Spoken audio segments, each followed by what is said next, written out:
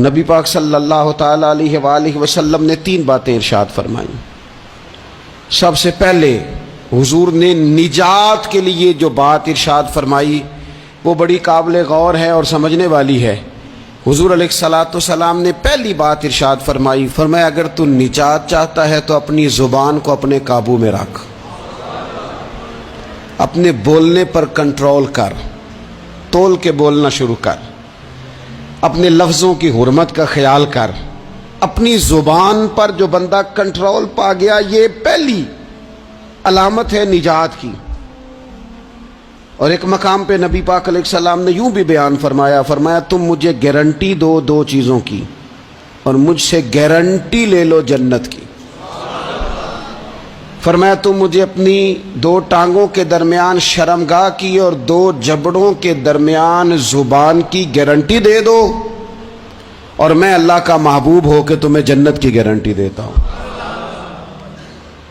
پہلی بات نجات کے لیے نبی پاک علیہ السلام نے یہ ارشاد فرمائی کہ اپنی زبان کو اپنے قابو میں کر، اس پر کنٹرول کر۔ اور دوسرا فرمایا تیرا گھر تیرے لیے کافی ہے،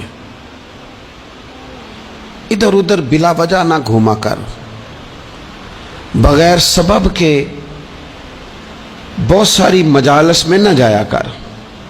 ضرورت کے لیے جائیں، خیر پانے کے لیے جائیں، اچھے ارادوں سے سفر کریں۔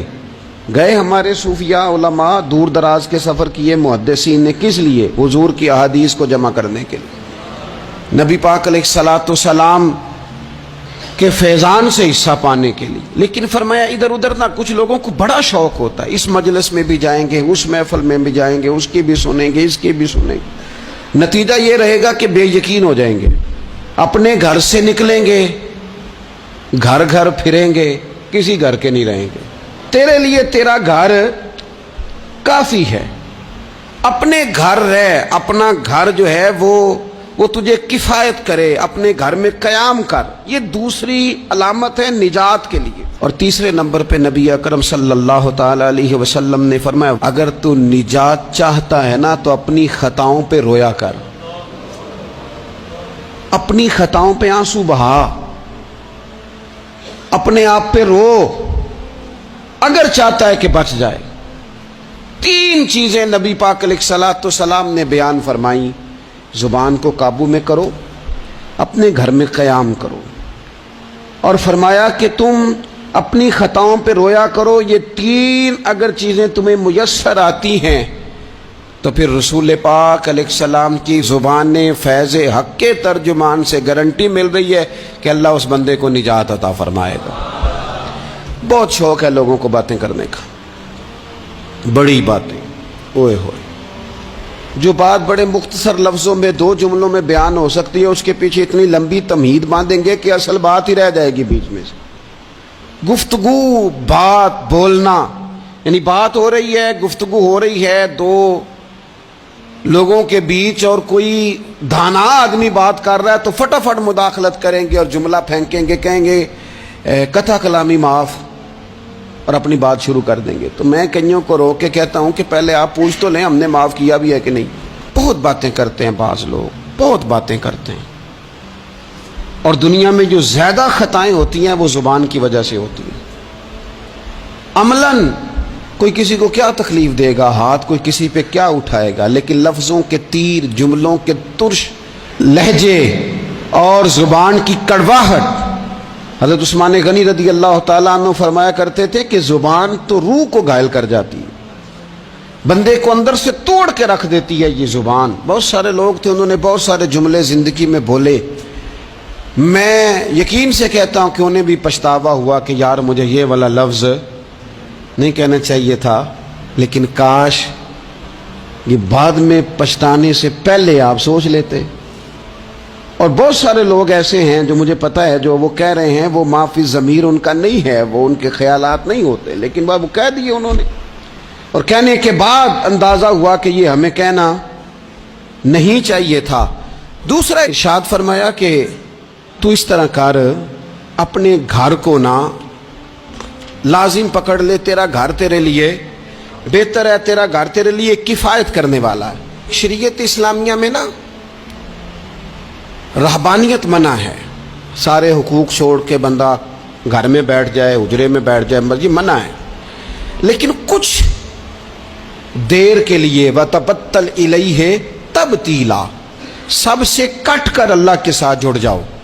قرآن مجید نے کہا وہ کیا ہے کہ کچھ دیر کے لیے خلوت ضرور اختیار, جیسے آپ اعتکاف میں بیٹھے ہیں, سب سے کٹ کے اللہ کے گھر آ گئے, یہ کچھ دیر کے لیے یہ کام کرنے کا ضرور حکم دیا گیا. آپ دیکھیے حضرت موسیٰ علیہ السلام, اسلام میں رہبانیت نہیں, سارے حقوق چھوڑ کے جانا نہیں, لیکن کچھ دیر کے لیے, تھوڑی دیر کے لیے. حضرت موسیٰ علیہ السلام 40 دن کے لیے گئے نا کوہ طور پہ, پھر اللہ نے تو رات عطا فرمائی.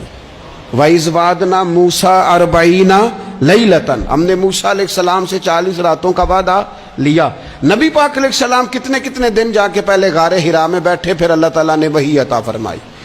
تو کچھ اپنے گھر میں وقت گزاریں, عبادت میں وقت گزاریں, اللہ کی یاد میں وقت گزاریں, سارا وقت گھومنے میں پھرنے میں ضائع نہ کر دیں. کچھ لوگ ایسے عبادت کے لیے بٹھاؤ تو تھکے ہوئے ہیں, اور ان سے کو کہیں جانا ہے تو وہ تیار بیٹھے ہیں. تو کچھ اوقات اپنے اس پر بھی لگائیں. اور تیسری بات جو ارشاد فرمائی گئی وہ یہ ہے کہ اپنی خطاؤں پہ رویا جائے. ہم نہ بڑا تبصرہ کرتے ہیں, بڑا رونا آتا ہے کسی کی مظلومیت پر, کسی کے دکھ پر, ملکی حالات پر, لوگوں پر, اچھی بات ہے, لیکن نجات کے لیے ضروری ہے کہ انسان اپنی خطاؤں پر بھی روئے.